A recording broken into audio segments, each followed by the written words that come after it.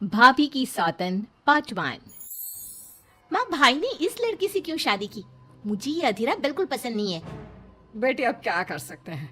मैं भी तुम्हारे भाई की शादी इस लड़की से नहीं कराना चाहती थी, लेकिन समर्थ की जिद के आगे मुझे झुकना ही पड़ा। समर्थ ने अपनी पसंद की लड़की अधीरा से शादी की है, लेकिन उसकी माँ मंजू और बहन सौम्या को अधीरा बिल्कुल पसंद नहीं है। समर्थ की माँ ने तो अपने बेटे के प्यार के आगे अपना सर झुका लिया और दोनों की शादी करवा दी, लेकिन सौम्या ने अभी तक हथियार नहीं डाले थे। वो अभी भी अपनी भाभी को घर से निकालने की हर मुमकिन कोशिश कर रही है। बहू, ओ बहू, आज चाय मिलेगी या नहीं? लाई माँ जी। एक तो समर्थ भी न जाने कहां से इस लड़की को पकड़ कर ले आया है।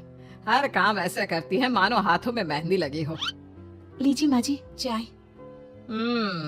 अच्छा तो ले आई तो चाय। मुझे तो लगा था कि तू सुबह की चाय दोपहर के खाने के बाद देगी। माँ जी, दूध वाला लेट आया था, इसलिए चाय बनाने में लेट हो गई। इतने में सौम्या वहाँ आ जाती है। माँ, मैं अपनी सहेली देविका से मिलने जा रही हूँ, शाम को आऊंगी। सौम्या, मैंने तुम्हारे लिए नाश्ता बना दिया है, पहले नाश्ता कर लो फिर चली जाना। मुझे आपके हाथ का बेस्वाद खाना नहीं खाना। मेरी सहेली देविका बहुत अच्छा खाना बनाती है, मैं उसके यहाँ खा लूंगी। ओके माँ, बाय, मैं चलती हूँ। सौम्या के जाने के बाद मंजू अपनी बहू पर चिल्लाते हुए कहती है, बहू, तूने इतनी बुरी चाय बनाई है, इससे अच्छा तो तू जहर पिला देती, कम से कम वो मीठा तो होता। अगर मेरे बस में होता तो चाय की जगह जहर ही दे देती। कुछ कहा तूने? अब नहीं बाजी, मैं दूसरी चाय बना देती हूँ। रहने दे, मैं जा रही हूँ अपनी बहन के घर। तो घर का सारा काम करके रखना, शाम तक आ जाऊंगी। और हाँ, रात के खाने में कुछ अच्छा बना लेना। मंजू अधीरा पर हुक्म चलाकर चली जाती है। अधीरा बड़बड़ाती हुई किचन में जा रही होती है कि तभी समर्थ वहाँ आ जाता है। अधीरा, नाश्ता लाओ जल्दी से, ऑफिस के लिए देर हो रही है। क्या करोगे नाश्ता करके? किसी को भी मेरे हाथ से बना खाना पसंद नहीं आता, आप ही बाहर ही कर लेना नाश्ता। लगता है माँ और सौम्या ने फिर तुमसे कुछ कहा है, तभी तुम्हारा मूड इतना खराब है। तुम माँ और सौम्या की बातों का बुरा मत माना करो। मैंने माँ के खिलाफ जाकर शादी की है ना, इसलिए वो तुमसे कुछ उखड़ी उखड़ी रहती है। लेकिन मुझे पता है, जिस तरह तुमने मेरा दिल जीत लिया, उसी तरह तुम माँ और सौम्या का दिल भी जीत लोगी। बातें बनाना कोई आपसे सीखे। अब आपको ऑफिस के लिए देर नहीं हो रही? हो तो रही है, लेकिन सोच रहा हूँ सौम्या और माँ घर पर नहीं है, तुम दिन भर अकेली घर में क्या करोगी? मैं आज ऑफिस की छुट्टी कर ही लेता हूँ। नहीं नहीं नहीं, मैं घर में अकेली रह सकती हूँ, आप ऑफिस जाओ। चलो जाओ और अपना काम करो। समर्थ ऑफिस चला जाता है और शाम को जब सभी घर आते हैं, अधीरा सबके लिए बड़े प्यार से खाना तैयार करके रखती है। सौम्या सबसे पहले किचन में जाती है। अरे वाह, खाने की तो बहुत अच्छी खुशबू आ रही है, लेकिन मुझे इस खाने का मजा किरकिरा करना ही होगा। सौम्या खाने के अंदर बहुत सारी हल्दी डालकर चली जाती है। उसके बाद अधीरा सबके लिए खाना लगाती है, लेकिन किसी को भी खाना अच्छा नहीं लगता। छी भाभी, कितना बुरा खाना बनाया है। इससे अच्छा तो आप हमें मना ही कर देती कि आप खाना बनाएंगी ही नहीं, तो हम बाहर से ही कुछ अच्छा खाकर आ जाते। कम से कम हमारे मुंह का स्वाद तो नहीं बिगड़ता। बहू, तूने हम सबको सुबह बिना खाना खाए निकाल दिया, और अब भी हमें बिना खाना खाए सोना पड़ेगा। क्या करती हो अधीरा? तुम्हें खाना बनाना भी नहीं आता क्या? दिमाग खराब कर दिया। समर्थ गुस्से में वहां से चला जाता है। उसके पीछे पीछे सौम्या भी जाती है। भैया, हमने आपसे कितना मना किया था कि इस लड़की से शादी मत करो मत करो, लेकिन आपने हमारी एक नहीं सुनी। आप मेरी सहेली देविका को तो जानती हो ना, सुंदर होने के साथ साथ हर काम में माहिर है। सौम्या देखो, मैं वैसे ही परेशान हूँ, तुम मुझे और परेशान मत करो, जाओ यहाँ से। सौम्या ने समर्थ के दिल में अधीरा के लिए नफरत डालने की कोशिश की।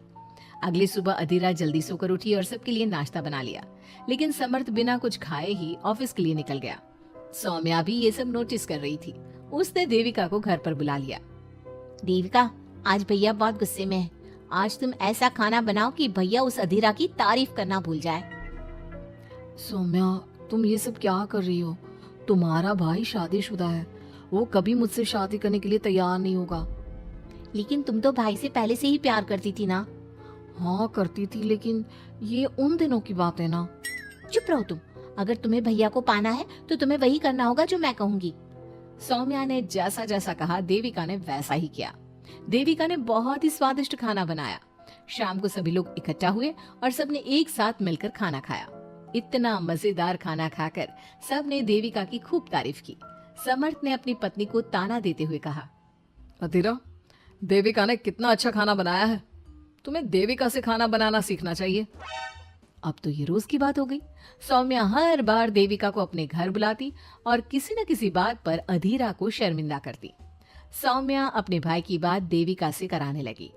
अब समर्थ भी देविका से प्यार करने लगा। सौम्या ने अपने भाई से कहा, भैया आपको देविका पसंद है ना? अरे तुम ये क्यों पूछ रही हो? क्योंकि मैं चाहती हूँ कि आप देविका से शादी कर लो। अरे सौम्या, ये मुमकिन नहीं है, क्योंकि देविका मुझसे शादी करने के लिए कभी तैयार नहीं होगी और अधीरा भी इस रिश्ते से खुश नहीं होगी।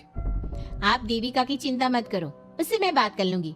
आप बस अधीरा भाभी को समझा दो। सौम्या की बात सुनकर समर्थ अधीरा के पास जाता है।